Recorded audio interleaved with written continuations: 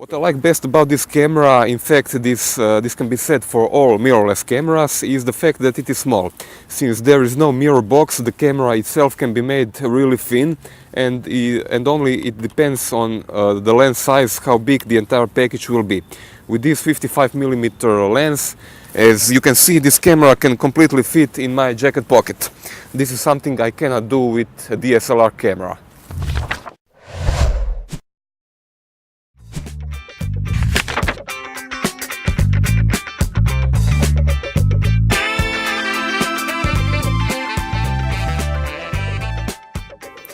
Overall ergonomics of the camera is quite good thanks to a well-shaped grip.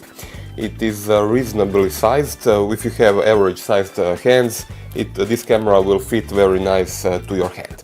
On the back you can see a nice thumb rest covered with rubber, and the grip is also shaped so it is very easy to hold this camera in day-to-day conditions. One detail I don't like about this camera, and this is the size of the buttons on the back. For years already Sony uses the same layout and same buttons on the back. In the winter, when it is very cold, I really need to wear gloves, and with the gloves it is very hard even to find this button, let alone be sure when I pressed it. So this is something that really needs to be changed. In this particular way, DSLR cameras are still better. They are bigger and all the controls are bigger, so it's easier to use them in the winter. Image quality delivered by the 24-megapixel sensor is pretty much phenomenal. The images are very detailed with excellent color reproduction, and what I liked best, I think this camera is pretty much usable all the way to ISO of 6400 in low light conditions, and this is pretty much excellent for a crop sensor camera.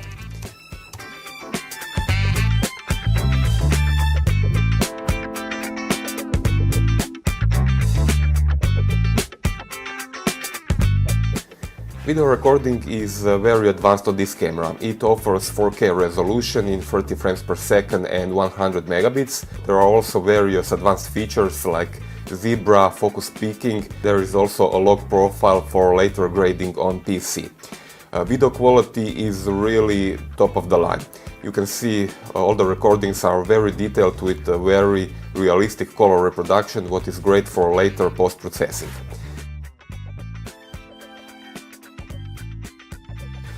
Definitely one of the things that surprised me on this camera is that the video is usable also in low light. In my opinion, ISO 3200, even 6400 can give you excellent low light performance, almost without no noise. This camera records video at maximum resolution of 4K, ultra high definition. You can select various frame rates, 24, 25 or 30 frames per second. Video quality is really excellent, and you can choose between 60 or even 100 megabits. This is really good if you intend to use this camera even in professional or semi-professional use, for example recording weddings or something like that. This camera is pretty much prepared even to make you some money. This camera can shoot up to 11 frames per second, and this sounds like this. As you can see, this is very fast and the buffer is relatively big, so you won't have problem using this camera for sports.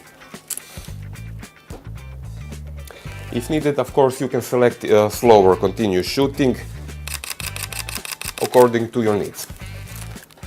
On the back you can see a 3 inches LCD screen. It has 900,000 dots. Viewing quality is very good, viewing angles are perfect. The best thing about this LCD is that it is tiltable.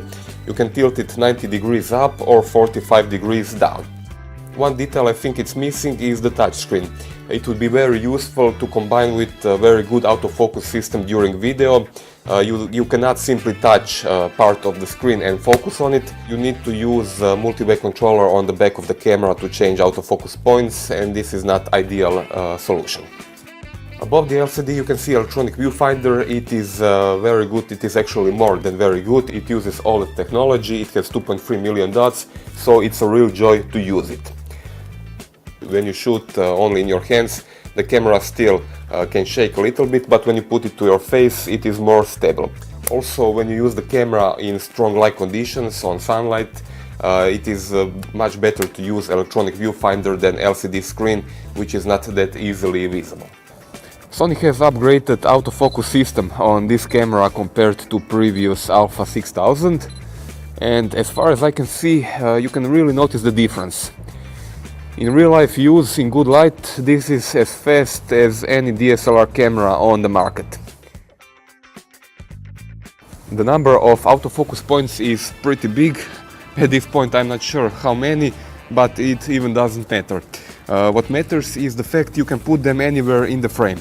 With DSLR cameras, most autofocus points are grouped around the center. On DSLR, you can put autofocus point anywhere, even in the far corner.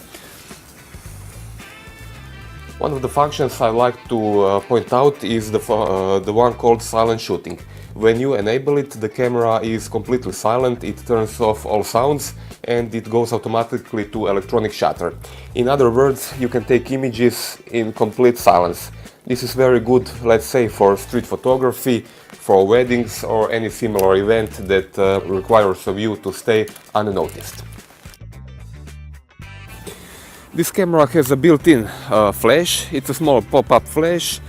Good thing about it, you can tilt it like this upward and you can get bounce of the ceiling.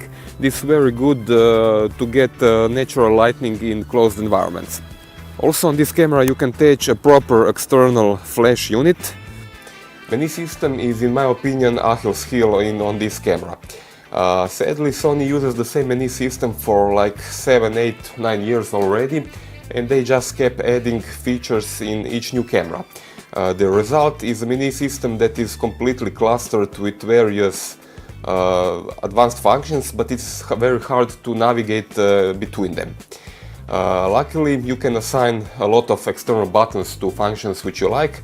There is also a quick menu with 12 slots, which you can customize by your needs. So in some time you can pretty much customize this camera the way you like it. This camera uses a lithium battery, which is strong enough for around 300 or maybe 350 shots in standard temperature. If you use it during winter, this battery will give you maybe 150-200 shots. Battery is recharged using this supplied charger. It is external adapter unit which is connected to the camera using micro USB cable. This is very appropriate since you can charge the battery not only with this charger but with external battery pack. As good as it is, there is also a problem. When the camera is being charged, you cannot use it with a spare battery. So in my opinion, a camera of this level should be supplied with proper external charger. In the same compartment with the battery you can find the slot for memory card. This camera supports Sony Memory Stick Pro Duo format and also standard SD memory cards. It is important to remember, if you plan shooting 4K video, you need to have memory card which is labeled as U3 or faster. In my opinion, this camera is excellent for a wide range of potential photographers. Amateur or maybe advanced photographers will really enjoy the image and photo quality from this camera, and they will also have an opportunity to learn more about photography since it has quite a big amount of advanced features. Also, this camera will be interesting to professional photographers. Thanks to very good 4K video and also photo quality, this camera could be maybe even a main camera for taking videos of weddings, and definitely a second one to complement your main DSLR system. But most of everything,